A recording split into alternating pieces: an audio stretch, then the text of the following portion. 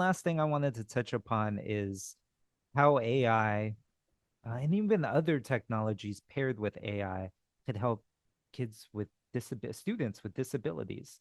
And so I found Sure. this article from this I believe they're a studio which produces content for learning content called 3D Bear, and they published this article. There's Okay. a promise in AR/VR technology, which is augmented reality, virtual reality, meaning putting virtual objects in a physical space with glasses, but using that type of technology to help students on the autism spectrum to learn better. We know how challenging those Mm, environments could be. You're in education, um, how challenging because of the limited resources you sure. have to assist um, properly these students there because they learn just differently.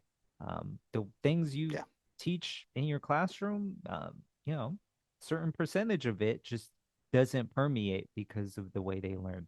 And so this type Sure. of technology, Allow for differentiation is what we talk a there lot we about go. in teaching. So applying that to help these students understand social cues with other students, right? So when someone looks them in the eye or something like that, or gives these motions towards them, they know how to react because they're practicing that in a virtual environment, which could help Mm, them thrive once they actually nice. get into those physical spaces. And so, yeah, using some of these tools with games that they've developed just to help them with their confidence and being able to approach there because often they could sort of eject themselves from social interaction just because they don't know how to recognize certain emotions or speech patterns and expressions, just as I mentioned. So yeah, just going a long way in helping these students with these technologies. So using that from a sort of